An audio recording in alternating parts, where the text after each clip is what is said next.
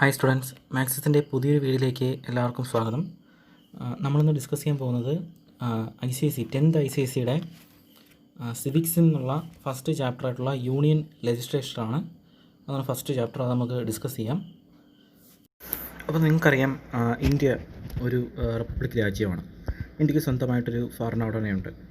Okay, അപ്പോൾ ഇന്ത്യയിൽ നിയമങ്ങൾ നിർമ്മിക്കാനും ആ നിയമങ്ങൾ പരിഷ്കരിക്കാനും ഒക്കെയുള്ള അവകാശം ആർക്കാണ്? അതെന്ന് പറയുന്നത് പാർലമെൻറ്റിനാണ്. അതായത് നമ്മുടെ ഭരണഘടന, നമ്മുടെ കോൺസ്റ്റിറ്റ്യൂഷൻ പറയുന്നത് ഇന്ത്യക്കൊരു പാർലമെൻറ്റ് ഉണ്ടായിരിക്കണം എന്നുള്ളതാണ്. അവിടെ വച്ചാണ് നിയമങ്ങൾ നിർമ്മിക്കുന്നത്. ബാക്കി ഇന്ത്യയുടെ ഒട്ടുമിക്ക കാര്യങ്ങളും, ഭരണകാര്യങ്ങളും നിർവഹിക്കുന്നത് എവിടെയാണ്?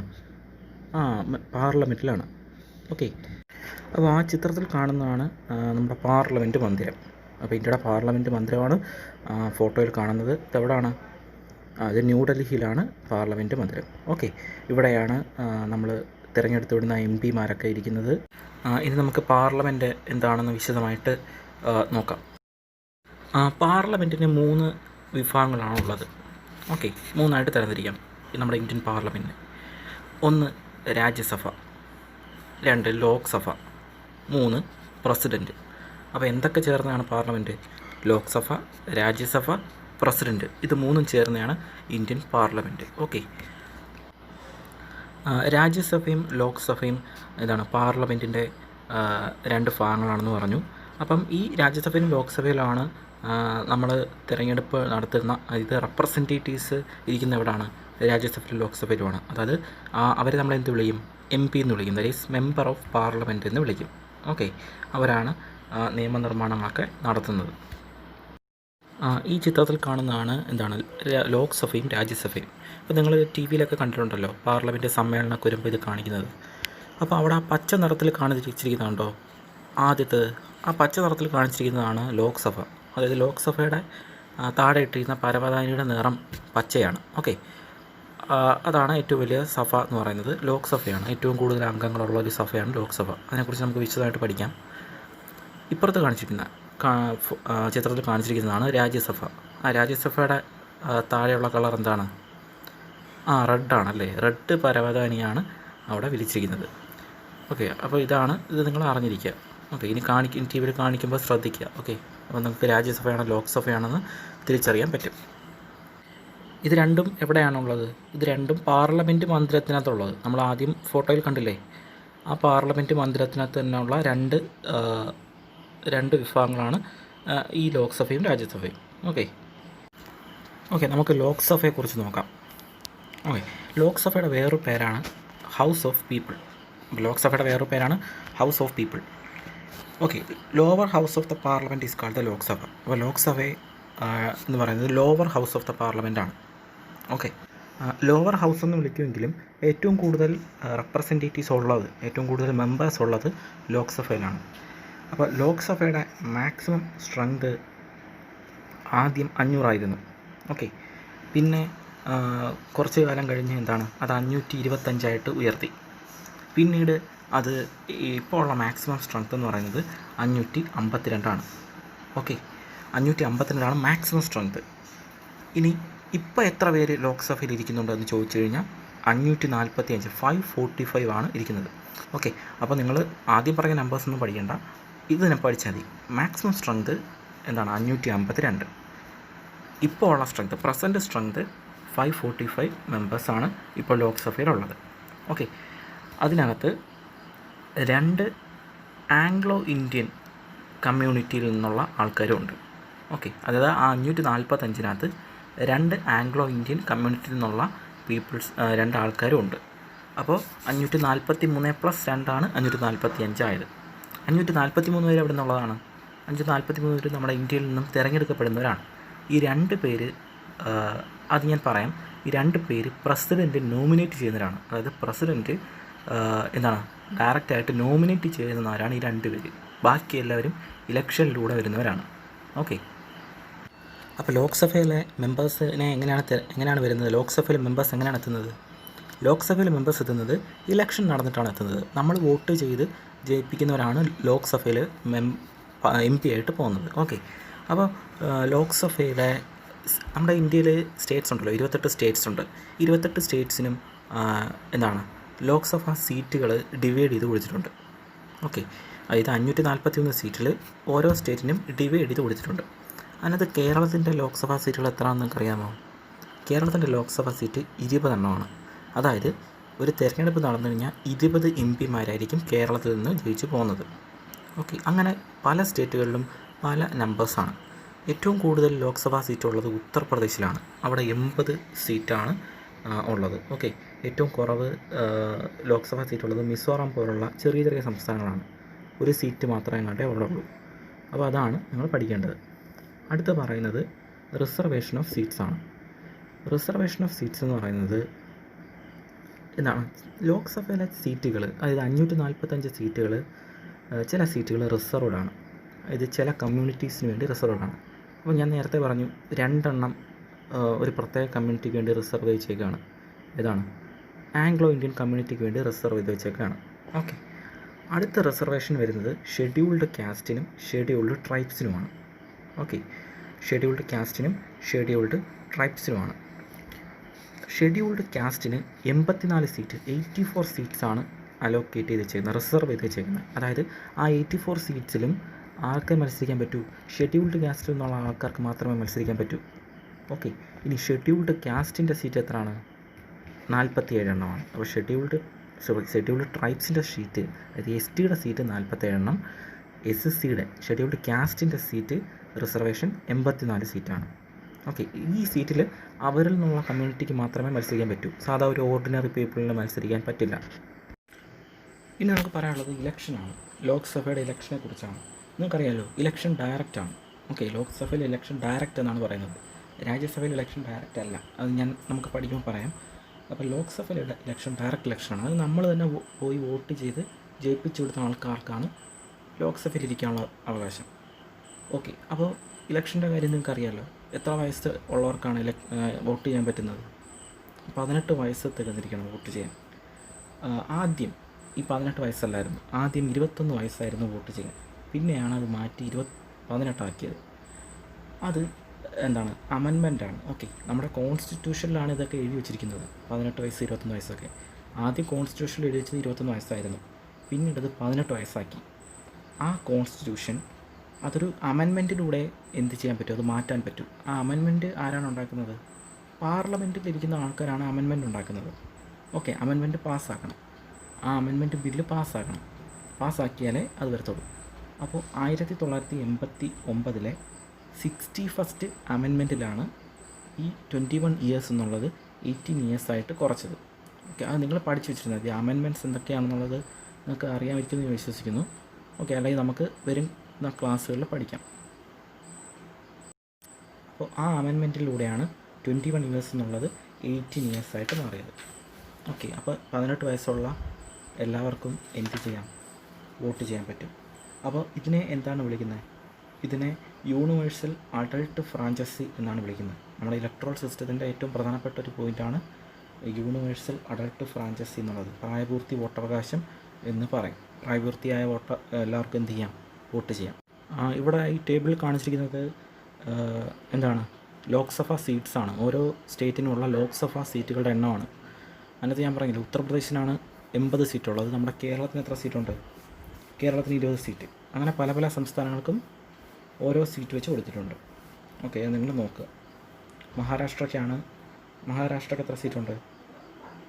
48 സീറ്റുണ്ട്. ഓക്കെ, അത് നമ്മൾ നോക്കാം. ഓക്കെ, അടുത്ത പോയിൻ്റ് ക്വാളിഫിക്കേഷൻ ഓർ മെമ്പർഷിപ്പാണ്. അതായത് ആർക്കൊക്കെയാണ് ലോക്സഭയിലെ ഇലക്ഷനിൽ മത്സരിക്കാനുള്ള ക്വാളിഫിക്കേഷനാണ് പറയുന്നത്. ഓക്കെ, ഇത്രയും ഇയാൾ ക്വാളിഫൈ ആയിരിക്കണമെങ്കിൽ എന്തൊക്കെ കാര്യങ്ങൾ ഇയാൾക്കുണ്ടായിരിക്കണം? First point, he or she should be a citizen of India. അതായത് ഇന്ത്യക്കാരനായിരിക്കണം, ഇന്ത്യയിൽ ജനിച്ച ആളായിരിക്കണം, ഇന്ത്യൻ പൗരത്വം ഉണ്ടായിരിക്കണം. ഓക്കെ, അടുത്ത point, he or she should not be less than 25 years of age. അതായത് 25 വയസ്സിന് താഴെയാവാൻ പാടില്ല. മിനിമം 25 വയസ്സ് പൂർത്തിയായിരിക്കണം, എന്നാലേ ലോക്സഭയിൽ കയറാൻ പറ്റും. ഓക്കെ, അപ്പോൾ എത്ര വയസ്സാണ്? 25 വയസ്സ് തികഞ്ഞിരിക്കണം. അടുത്ത മൂന്നാമത്തെ point, he or she should not be proclaimed criminal, that is he or she should not be a convict. Okay, എന്നാൽ കുറ്റവാളിയൊന്നും ആവാൻ പാടില്ല. ഓക്കെ, അതായത് ഇപ്പം എന്താണ്, ഒരു കുറ്റം ചെയ്തിട്ട് ശിക്ഷിക്കപ്പെടാനോ ജയിലിൽ കിടക്കാനൊന്നും പാടില്ല. കുറ്റവാളിക്കൊന്നും മത്സരിക്കാൻ പറ്റില്ല. അടുത്ത 4ാമത്തെ point, he or she should have his or her name in the electoral rolls in any part of the country. അതായത് എന്താണ് ഇലക്ടോറൽ റോൾസ് അറിഞ്ഞൂടെ? അതായത് എന്താണ് നമ്മൾ ഇലക്ടോറൽ സ്ലിപ്പ് എന്നൊക്കെ വിളിക്കും. അവിടെ അതിനകത്ത് പേരുണ്ടായിരിക്കണം. ഓക്കെ, ആ പേരുണ്ടെങ്കിൽ മാത്രമേ എന്ത് ചെയ്യാൻ പറ്റൂ, മത്സരിക്കാൻ പറ്റൂ. അതായത് രാജ്യത്തിൻ്റെ ഏത് ഭാഗത്തെങ്കിലും, ഇപ്പോൾ നമുക്ക് കേരളത്തിലാണ് വോട്ടുള്ളതെങ്കിൽ കേരളത്തിലെ ഇലക്ടറൽ റോൾസിൽ പേരുണ്ടായിരിക്കും. തമിഴ്നാട്ടിലാണെങ്കിൽ തമിഴ്നാട്ടിലെ പേരുണ്ടായിരിക്കും. അങ്ങനെ എവിടെയെങ്കിലും ഒരു പേര് മതി ഓക്കെ മത്സരിക്കാൻ. പക്ഷേ ആ ലിസ്റ്റിൽ പേരുണ്ടായിരിക്കണം. അപ്പോൾ ഇതൊക്കെയാണ് ക്വാളിഫിക്കേഷൻ. അടുത്തത് ഡിസ്ക്വാളിഫിക്കേഷൻ ഓഫ് മെമ്പറാണ്. അതായത് ഡിസ്ക്വാളിഫിക്കേഷൻ ഓഫ് എ മെമ്പർഷിപ്പ് എന്ന് പറയുന്നത്, ഇപ്പോൾ ഒരാൾ തിരഞ്ഞെടുക്കപ്പെട്ടു, ഓക്കെ, അയാളെ അയോഗ്യനാക്കാൻ പറ്റും, ഡിസ്ക്വാളിഫൈ ചെയ്യാൻ പറ്റും. എങ്ങനെയാണെന്ന് അറിയാമോ? ആദ്യത്തെ പോയിൻ്റ് പറയുന്നത് എന്താണ്, അദ്ദേഹത്തിന് എന്താണ് he or she holds any office of profit under the government of India. അതായത് അയാളൊന്നും സർക്കാർ സർവീസിലൊന്നും ഇരിക്കാൻ പാടില്ല. ഓക്കെ, അതായത് സർക്കാർ ജോലി ഇരിക്കുന്ന ഒരാളൊന്നും MP ആയിട്ടൊന്നും പോകാൻ പറ്റത്തില്ല. ഒന്നെങ്കിൽ അത് രാജിവെച്ചിട്ട് മത്സരിക്കണം. ഓക്കെ, അതാണ് വഴി എന്ന് പറയുന്നത്. അല്ലാതെ ജോലിയിലിരുന്നുകൊണ്ട് എന്ത് ചെയ്യാൻ പറ്റത്തില്ല, ലോക്സഭ ഇലക്ഷന് മത്സരിക്കാൻ പറ്റത്തില്ല. അത് രാജിവെച്ച് പോയിട്ട് വേണമെങ്കിൽ മത്സരിക്കാം. അതാണ് ഫസ്റ്റ് പോയിൻറ്റ്. അടുത്ത പോയിൻ്റ് എന്ന് പറഞ്ഞാൽ, he or she is of unsound mind and stands so declared by a competent court. Okay, അതായത് കോർട്ട്, അതായത് ഇന്ത്യയിലെ ഏതെങ്കിലും ഒരു കോർട്ട് ഈ മെമ്പർ ഓഫ് പാർലമെൻറ്റിനെ പറ്റി എന്തെങ്കിലും ഒരു വാക്ക് പറഞ്ഞാൽ, അതായത് ഇദ്ദേഹം ഡിസ്ക്വാളിഫൈ ആണെന്ന് പറഞ്ഞാൽ അയാൾ ഡിസ്ക്വാളിഫൈ ആണ്. ഓക്കെ, അയാളെ ഡിസ്ക്വാളിഫൈ ചെയ്യാനുള്ള അധികാരം പാർലമെൻറ്റിനുണ്ട്. അടുത്ത point, he or she is an undischarged insolvent. Insolvent എന്ന് പറഞ്ഞാൽ എന്താണ്? ഇൻസോൾവെൻ്റ് എന്ന് പറഞ്ഞാൽ ബാങ്ക്രപ്റ്റ് എന്നുള്ളതാണ്. അതായത് ഇപ്പം ഒരു ഹ്യൂജ് എമൗണ്ടൊക്കെ കടമായിട്ട് എടുത്തിട്ട് അത് തിരിച്ചെടുക്കാൻ പറ്റാത്ത അവസ്ഥ വരത്തില്ലേ, അതിനെയാണ് നമ്മൾ ഇൻസോൾവെൻറ്റ് പേഴ്സൺസ് എന്ന് പറയുന്നത്. അപ്പോൾ അങ്ങനെയാണെന്നുണ്ടെങ്കിൽ നമുക്ക് എന്ത് ചെയ്യാം, ഡിസ്ക്വാളിഫൈ ചെയ്യാം. അടുത്തതെന്ന് പറഞ്ഞാൽ, he or she has ceased to be a citizen of India or has voluntary acquired the citizenship of a foreign state. അതായത് ഇന്ത്യക്കാരനായിട്ടിരുന്നുകൊണ്ട് തന്നെ ഇപ്പം ഫോറിൻ സ്റ്റേറ്റിൻ്റെ പൗരത്വം സ്വീകരിക്കുകയാണെന്നുണ്ടെങ്കിൽ എന്ത് ചെയ്യാം, അയാൾ ഡിസ്ക്വാളിഫൈ ആവുന്നതായിരിക്കും. ഓക്കെ, ഇന്ത്യയിലെ ഒരു പൗരത്വം മാത്രമേ പറ്റത്തുള്ളൂ, ഏക പൗരത്വമാണ് ഇന്ത്യയിൽ. അതായത് സിംഗിൾ സിറ്റിസൺഷിപ്പ് മാത്രമേ ഉള്ളൂ ഇന്ത്യയിൽ. അടുത്ത പോയിൻ്റ് എന്ന് പറഞ്ഞാൽ, he or she is disqualified by or under any law made by the parliament. അതായത് പാർലമെൻറ്റ് പാസ്സാക്കുന്ന ലോ, പാർലമെൻറ്റ് ഒരു ലോ പാസ്സായി കൊണ്ട് വേണമെങ്കിൽ ഇയാളെ ഡിസ്ക്വാളിഫൈ ചെയ്യാം എന്നാണ് പറയുന്നത്. ഓക്കെ, ഇപ്പോൾ ഇത്ര 5 കാര്യങ്ങളുണ്ട്. 5 കാര്യങ്ങൾ വളരെ ഇമ്പോർട്ടൻ്റ് ആണ്. Disqualification of membership. ഓക്കെ, അടുത്തത് ഓത്ത് ഓർ അഫിർമേഷൻ ബൈ എ മെമ്പർഷിപ്പാണ്. ഓത്ത് എന്ന് പറഞ്ഞാൽ എന്താണ്? സത്യപ്രതിജ്ഞ. അത് മെമ്പറായിട്ട് തിരഞ്ഞെടുത്ത് കഴിഞ്ഞാൽ ആദ്യം ചെയ്യുന്നത് എന്താണ്? അയാൾ സത്യപ്രതിജ്ഞ ചെയ്യും. ഓക്കെ, ആരുടെ മുമ്പിലായിരിക്കും സത്യപ്രതിജ്ഞ ചെയ്യുന്നത്? ലോക്സഭയിലാണെന്നുണ്ടെങ്കിൽ സ്പീക്കറുടെ മുമ്പിലായിരിക്കും സത്യപ്രതിജ്ഞ ചെയ്യുന്നത്. ഓക്കെ, ലോക്സഭയുടെ സഭ അധ്യക്ഷൻ എന്ന് പറയുന്നത് സ്പീക്കറാണ്. ഓക്കെ, ലോക്സഭയുടെ സഭാധ്യക്ഷൻ എന്ന് പറഞ്ഞാൽ സ്പീക്കറാണ്. അപ്പോൾ സ്പീക്കറുടെ മുമ്പിലായിരിക്കും ഇവർ പോയി സത്യപ്രതിജ്ഞ ചെയ്യുന്നത്. അപ്പോൾ സത്യപ്രതിജ്ഞയാണ് അവിടെ താഴെ കൊടുത്തിരിക്കുന്നത്. ഐ എന്ന് കഴിഞ്ഞിട്ട് പേര് വരും. Having been elected A member of the council of States എന്ന് പറഞ്ഞിട്ടാണ് സത്യപ്രതിജ്ഞ. ഓക്കെ, അടുത്തതെന്ന് പറയുന്നത് വെക്കേഷൻ ഓഫ് സീറ്റ്സ് ആണ്. എങ്ങനെയാണ് ഒരു സീറ്റ് വേക്കൻ്റ് ആവുന്നത്? ഒരു സീറ്റ് വേക്കൻ്റ് ആണെന്ന് വെച്ച് കഴിഞ്ഞാൽ ആദ്യത്തെ പോയിൻ്റ് പറയുന്നത് എന്താണ്? ആദ്യത്തെ പോയിൻ്റ് പറയുന്നത് എങ്ങനെയാണ് ഒരു മെമ്പർ രാജിവെക്കുകയാണെന്നുണ്ടെങ്കിൽ ഒരു സീറ്റ് വേക്കൻ്റായിട്ട് കിട്ടും. ഓക്കെ, അതായത് രാജിവെക്കുകയാണെന്ന് പറഞ്ഞാൽ ഇപ്പം സ്പീക്കർക്ക് രാജിക്കത്ത് സമർപ്പിച്ച് കഴിഞ്ഞാൽ അതെന്തായിട്ട് കൂട്ടും? അത് രാജിയായിട്ട് കൂട്ടുകയും ചെയ്യും. അതൊരു സീറ്റ് എന്ത് ചെയ്യും? വേക്കൻ്റായി പോവുകയും ചെയ്യും. അടുത്ത വേക്കൻസി എങ്ങനെയാണ് ക്രിയേറ്റ് ചെയ്യുന്നത് വെച്ച് കഴിഞ്ഞാൽ, he or she may be removed on grounds or defection as per norms Leh down under the 10th schedule. Defection എന്ന് പറയുന്നത് എന്താണ്? കൂറുമാറ്റം എന്ന് നമ്മൾ മലയാളത്തിൽ പറയും. ഓക്കെ, അതായത് ഇപ്പം ഒരു പാർട്ടിയിൽ നിന്നാണ് അദ്ദേഹം ജയിച്ചു പോയത് എന്ന് വിചാരിക്കുക. അവിടെ ചെല്ലുമ്പോൾ എന്ത് ചെയ്തു? ആ പാർട്ടിയുടെ കൂടെ നിൽക്കാതെ വേറൊരു പാർട്ടിയുടെ കൂടെ പോയി. അങ്ങനെയാണെങ്കിൽ അത് കൂറുമാറ്റം ആണ്. അപ്പോൾ ഇന്ത്യയിൽ അത് നിയമമാക്കിയിട്ടുണ്ട്. അങ്ങനെ കൂറ് മാറുകയാണെന്നുണ്ടെങ്കിൽ ഇയാളെ ഡിസ്ക്വാളിഫൈ ചെയ്യാം. ഓക്കെ, അപ്പോൾ സ്പീക്കർക്ക് ഇയാളെ എന്ത് ചെയ്യാം, ഡിസ്ക്വാളിഫൈ ചെയ്യാം. അപ്പോൾ അങ്ങനെയാണ്, അതാണ് ഡിഫെക്ഷൻ എന്ന് പറയുന്നത്. അത് നമ്മുടെ കോൺസ്റ്റിറ്റ്യൂഷനകത്ത് ഒരുപാട് ഷെഡ്യൂളുണ്ട്. ആ ഷെഡ്യൂൾ എന്നാണ് പറയുന്നത്. ഈ ഷെഡ്യൂളിനകത്ത് 10ാം ഷെഡ്യൂളിൽ പറഞ്ഞിരിക്കുന്നൊരു കാര്യമാണ് ഡിഫെക്ഷൻ. ഓക്കെ, ഈ ഒരു മെമ്പർ കൂറുമാറുകയാണെന്നുണ്ടെങ്കിൽ എന്താണ് ചെയ്യേണ്ടതെന്നുള്ള കാര്യം ആ കോൺസ്റ്റിറ്റ്യൂഷനകത്ത് 10th ഷെഡ്യൂളിൽ പറഞ്ഞിട്ടുണ്ട്. അടുത്ത പോയിന്റ് എന്ന് പറഞ്ഞാൽ he or she may be also be removed if he or she absent from the house more than 60 days. 60 ദിവസത്തിൽ കൂടുതൽ വന്നില്ല എന്നുണ്ടെങ്കിൽ അയാളെ എന്ത് ചെയ്യാം, ഡിസ്ക്വാളിഫൈ ചെയ്യാം. അതാണ് 3ാമത്തെ പോയിന്റ്. ഓക്കെ, അടുത്തതാണ് ടെനർ എന്ന് പറഞ്ഞാൽ എന്താണ്, ലോക്സഭയുടെ കാലാവധിയാണ്. അതായത് ഒരു ലോക്സഭയുടെ കാലാവധി എന്ന് പറയുന്നത് 5 year ആണ്. ഓക്കെ, 5 വർഷമാണ് അവരുടെ കാലാവധി.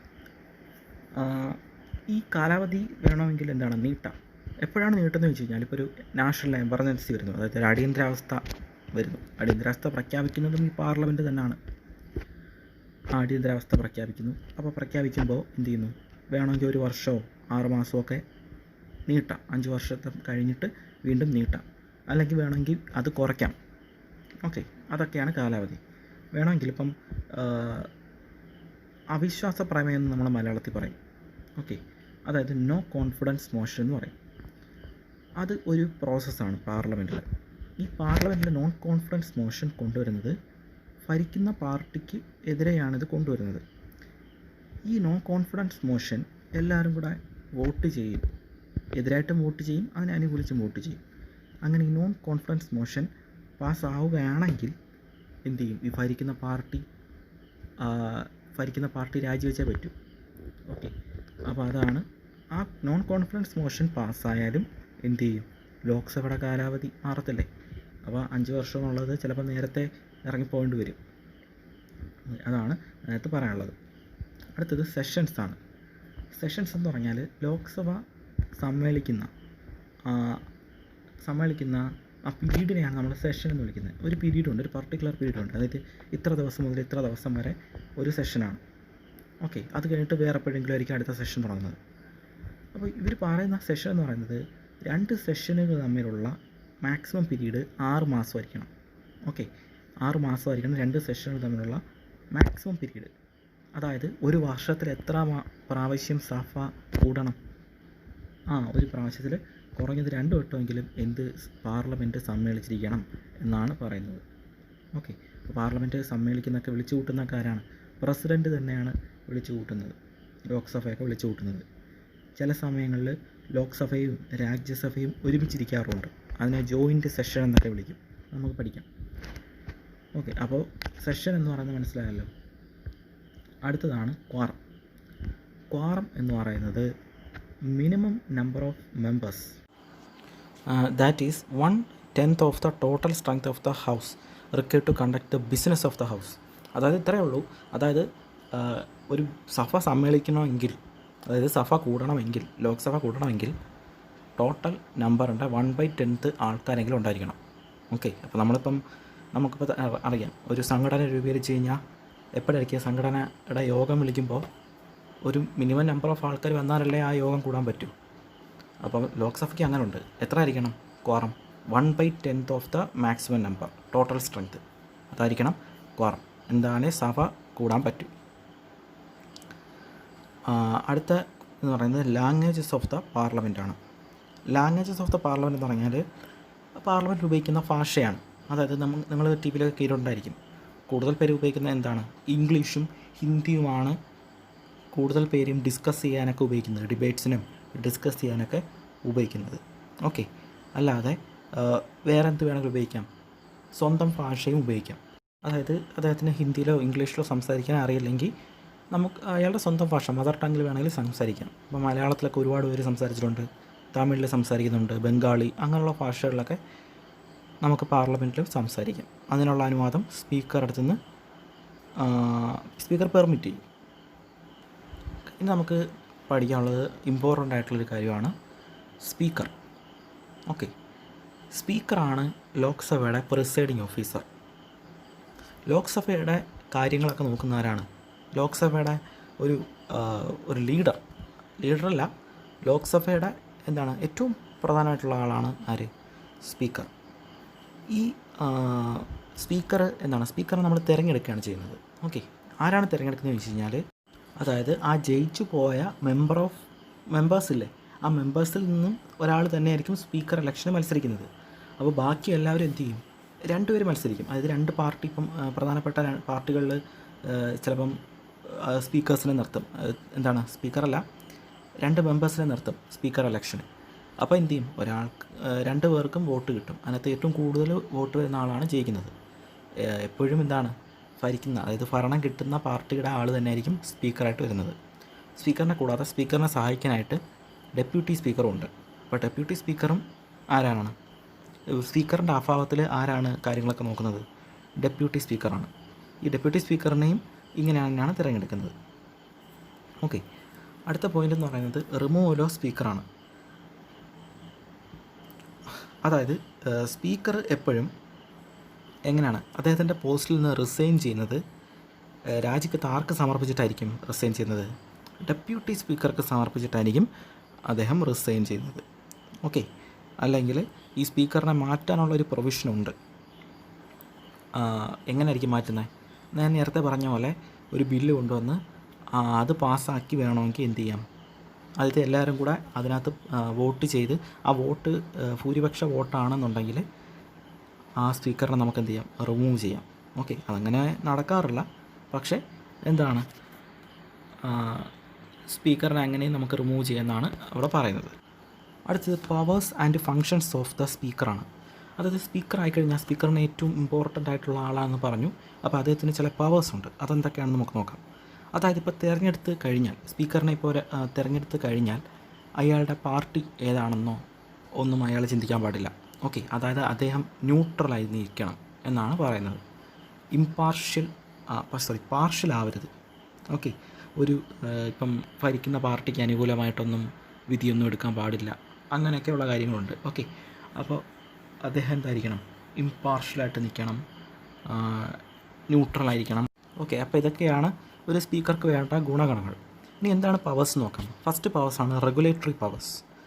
റെഗുലേറ്ററി പവേഴ്സ് എന്ന് പറയുന്നത് സ്പീക്കറാണ് ആ ലോക്സഭ നിയന്ത്രിക്കുന്നത്. ഓക്കെ, അതായത് മെമ്പേഴ്സ്, നമ്മൾ ടി വിയിൽ കണ്ടിട്ടുണ്ടല്ലോ, മെമ്പേഴ്സിന് എന്തെങ്കിലും പറയാനുണ്ടെങ്കിൽ അവരെണീറ്റ് എന്ന് പറയും.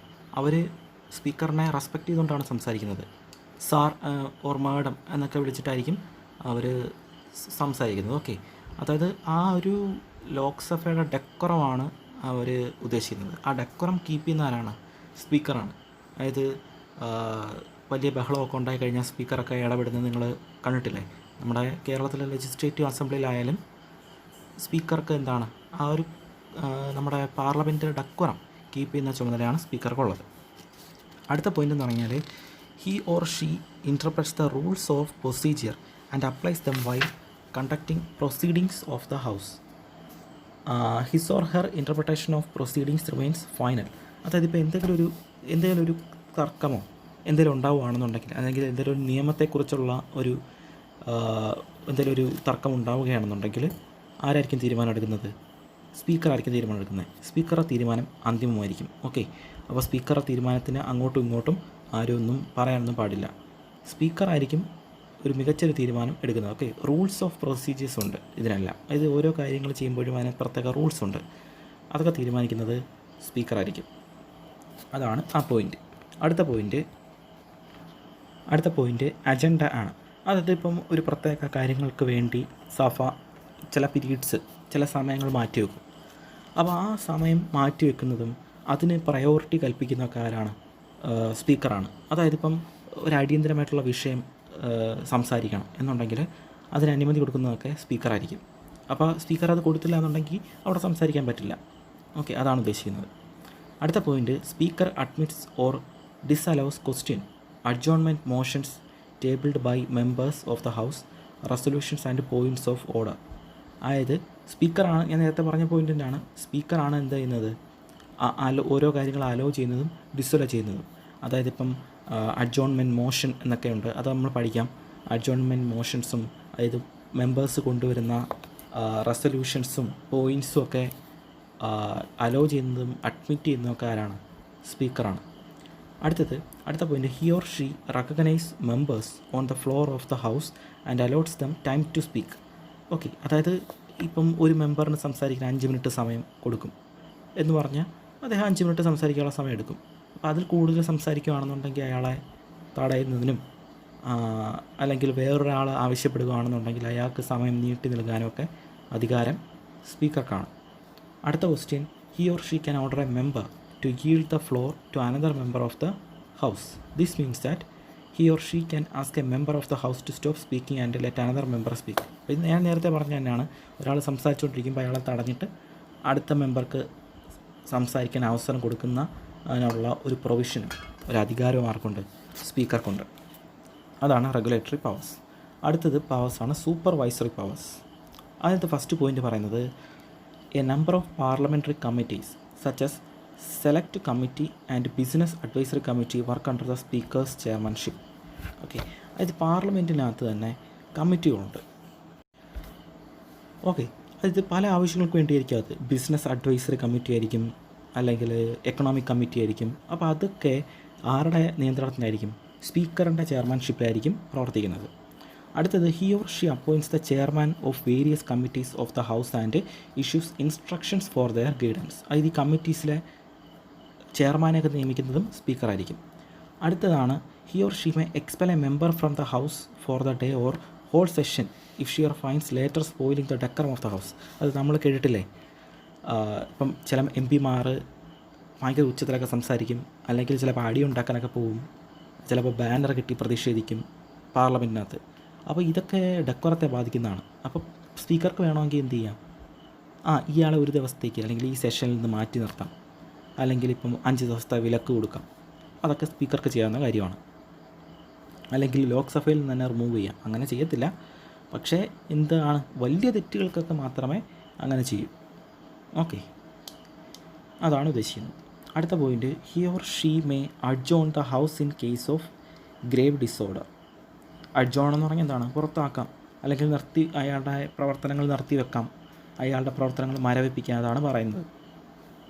അടുത്ത point, he or she may direct the government to supply some particular information to the house or its committee. അത് നിങ്ങൾക്ക് വായിച്ച് മനസ്സിലാക്കാനേ ഉള്ളൂ. പർട്ടിക്കുലർ ഇൻഫർമേഷൻ സ്പീക്കർക്ക് എന്താണ്, പല കമ്മിറ്റീസിനോടും ഓരോ കാര്യങ്ങളൊക്കെ പറയാം, അല്ലെങ്കിൽ അഡ്വൈസ് ചെയ്യാം. അതൊക്കെ സ്പീക്കർക്ക് പറ്റുന്നതാണ്.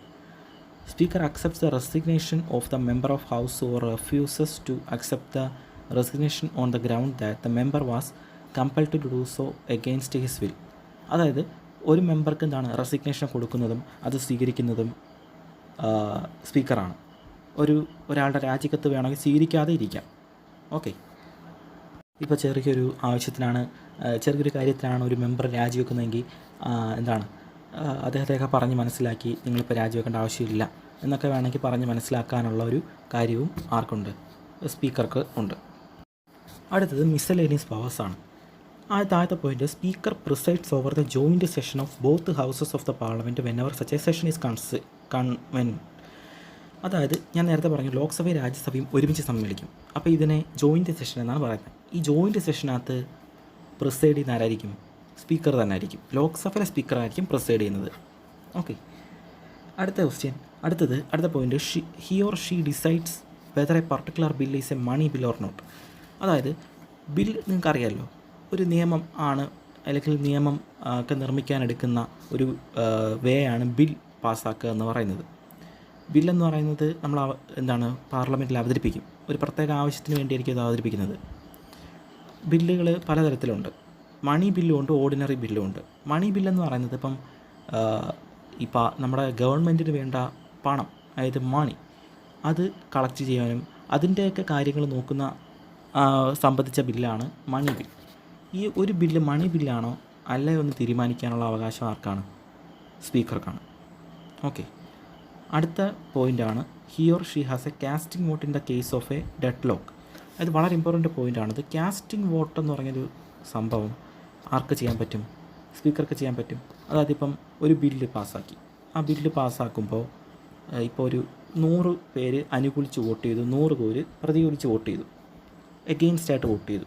അപ്പോൾ ബില്ല് പാസ്സാവത്തില്ലല്ലോ, 2 100 അല്ലേ. അപ്പോൾ സ്പീക്കർ ഒരിക്കലും ഈ വോട്ടിങ്ങിൽ പങ്കെടുക്കത്തില്ല. അപ്പോൾ ഈ അവസരത്തിൽ ഇങ്ങനെ പാസ്സാകാൻ നിൽക്കുന്ന അവസരത്തിൽ സ്പീക്കർക്ക് എന്ത് ചെയ്യാം? സ്പീക്കർക്ക് സ്വന്തമായിട്ട് വോട്ട് ചെയ്യാം. എഗെയിൻസ്റ്റ് ആയിട്ടോ വോട്ട് ചെയ്യാം, അല്ലെങ്കിൽ അപ്രൂവ് കൊടുത്ത് വോട്ട് ചെയ്യാം. അതിനാണ് നമ്മൾ കാസ്റ്റിംഗ് വോട്ട് എന്ന് പറയുന്നത്. ഓക്കെ, അപ്പോൾ കാസ്റ്റിംഗ് വോട്ട് സ്പീക്കർ ചെയ്ത് കഴിഞ്ഞാൽ ആ ബില്ല് എന്താവും? പാസ്സാവുകയോ റിജക്റ്റ് ചെയ്യുകയോ ചെയ്യും.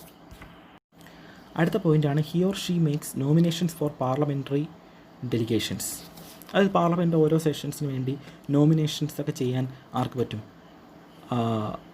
സ്പീക്കർക്ക് പറ്റും. അടുത്ത പോയിൻ്റാണ് he or she is the chief spokes person of the house and work as A channel of communication between president and the house. അതായത് പാർലമെൻറ്റിനകത്ത് പാസ്സാക്കുന്ന പല കാര്യങ്ങളും ആരെ അറിയിക്കുന്നുണ്ട്? പ്രസിഡൻറ്റിനെ അറിയിക്കുന്നുണ്ട്. അപ്പോൾ അതിനുള്ളൊരു കമ്മ്യൂണിക്കേഷനായിട്ട് പ്രവർത്തിക്കുന്ന ആരാണ്? സ്പീക്കറാണ്. ഓക്കെ, സ്പീക്കറാണ് പ്രസിഡൻറ്റിനെ അറിയിക്കുന്നത് ഇങ്ങനെ കാര്യങ്ങൾ നടന്നു എന്നൊക്കെ. പ്രസിഡൻറ്റിനെ അറിയിക്കുന്ന ആരാണ്? സ്പീക്കറാണ്. അപ്പോൾ ഇത്രയാണ് സ്പീക്കറിൻ്റെ പവേഴ്സ്. അപ്പോൾ ഇത്രയാണ് ലോക്സഭയിൽ നിങ്ങൾക്ക് പഠിക്കാനുള്ളത്. അടുത്ത രാജ്യസഭയാണ്. അത് നമ്മൾ അടുത്ത ക്ലാസ്സിൽ ഡിസ്കസ് ചെയ്യുന്നതായിരിക്കും. ഓക്കെ, അപ്പോൾ നിങ്ങൾ ചെയ്യേണ്ട ഇത്ര മാത്രമാണ് ടെക്സ്റ്റ് നല്ലപോലെ വായിക്കുക. അതിനകത്ത് ഓരോ പോയിൻറ്റും വളരെ ഇമ്പോർട്ടൻ്റ് ആണ്. ഓക്കെ, അപ്പോൾ അത് നിങ്ങൾ നോക്കുക. ഞാൻ നോട്ട് ഇതിൻ്റെ കൂടെ PDF ആയിട്ട് ഞാൻ വാട്സപ്പിൽ സെൻഡ് ചെയ്യാം. അപ്പോൾ അത് നിങ്ങൾ പഠിക്കുക. ഓക്കെ, അടുത്ത ക്ലാസ്സിൽ നമുക്ക് രാജ്യസഭ സ്റ്റാർട്ട് ചെയ്യണം. അപ്പോൾ ഇത്രയാണ് ഇന്നത്തെ ക്ലാസ്. Okay, thank you.